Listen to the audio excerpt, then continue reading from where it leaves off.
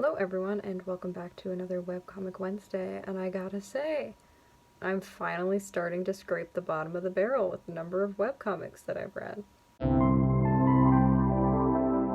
Hi everyone, my name is Maddie and welcome back to my channel, or thanks for joining us. If you're new here, I think we're on episode 13 today of Webcomic Wednesday.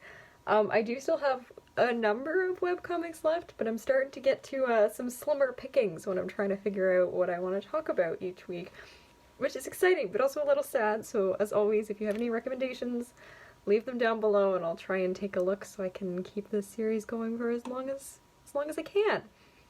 I did just want to take a quick moment before we start to say thank you so much for all the positivity, lovely comments, and feedback on my video that I did last week for International Asexuality Day. It is almost at 100 views and it is my most popular video in less than a week, and that means the world to me.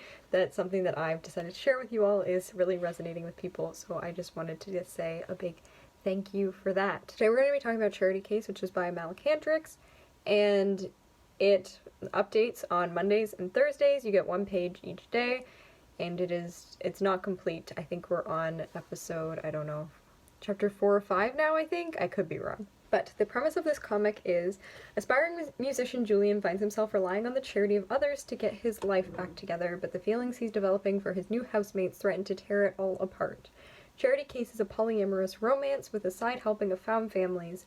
If you like agonizingly slow relationship development and LGBTQ+ characters, this is the one for you. Warnings, there are depictions of anxiety and it is aimed at YA and adults. So there we go.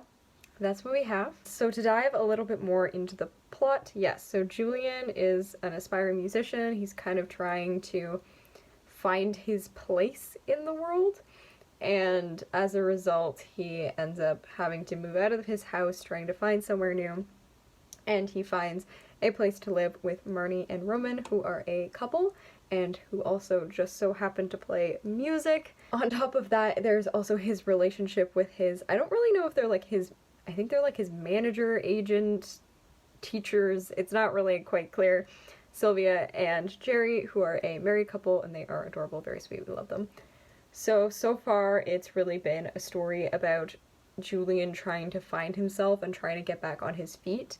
And then now we're starting to get into some of the backstory about how Julian got to where he is now, and some of that relationship developed, but as they say, very slow burn, so we haven't gotten too far yet.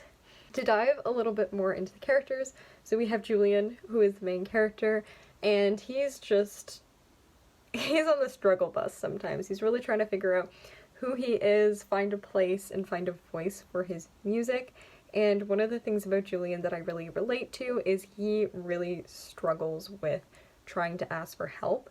That's one of the things that I really appreciate, is even though the comic is called Charity Case, and Charity Case has often been used as a negative term, it kind of tries to reclaim that a little bit, in the sense that, like, sometimes we need to ask for help and we need to reach out to other people, and that's what Julian really embodies.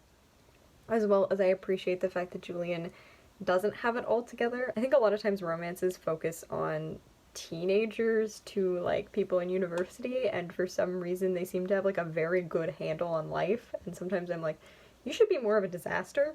Also, sometimes in coming of age stories, they seem to have completely have it figured out by the end, and I'm also like, that's not realistic either. You gotta always be figuring it out, and that's something that I think the comic does really well. Marnie and Roman, who he lives with, are both very sweet. They are musicians as well, and I really like their relationship, kind of the witty banter that they have, and I also really appreciate how, like, soft they are with Julian.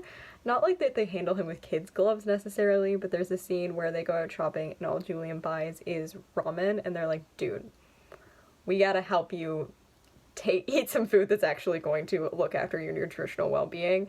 And I appreciate that, because sometimes, you know, when you're struggling to find your way, you just need someone to point you in the right direction, and that's really what they embody. And then we have Jerry and Sylvia, who kind of act as these kind of paternal figures to Julian.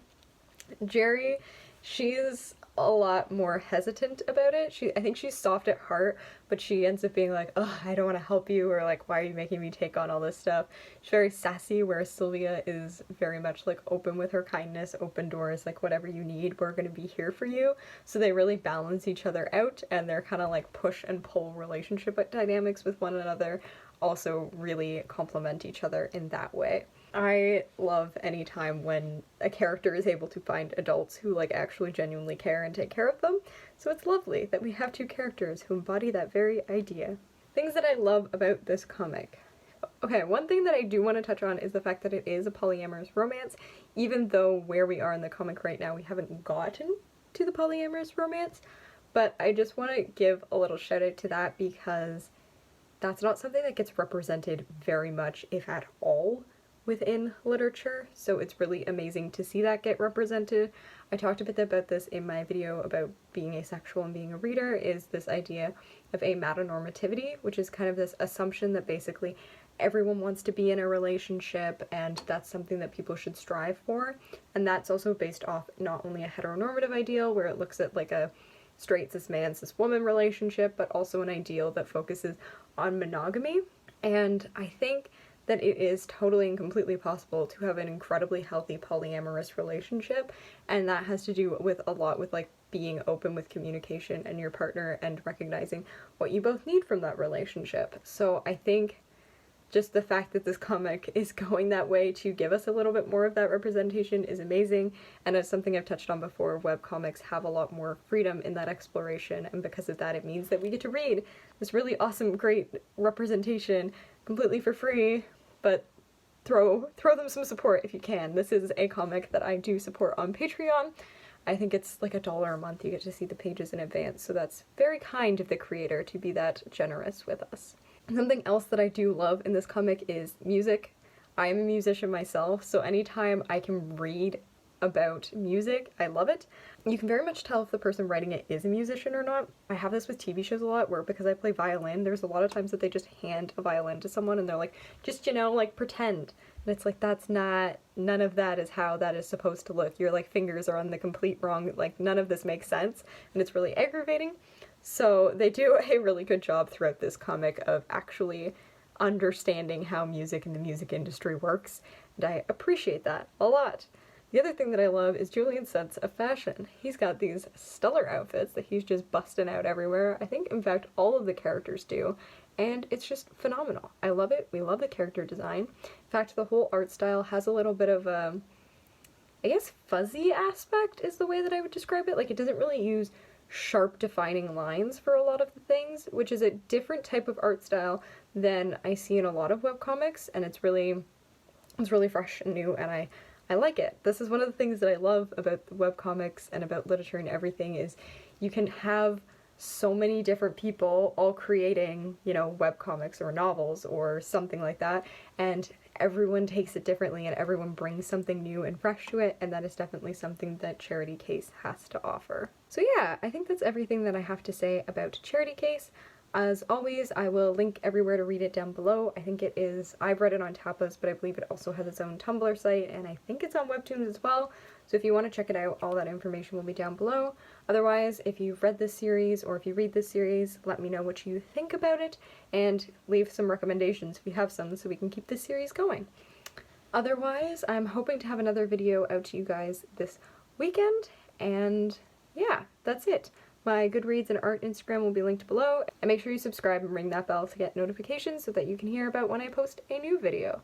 Thank you guys so much for watching, and stay kind.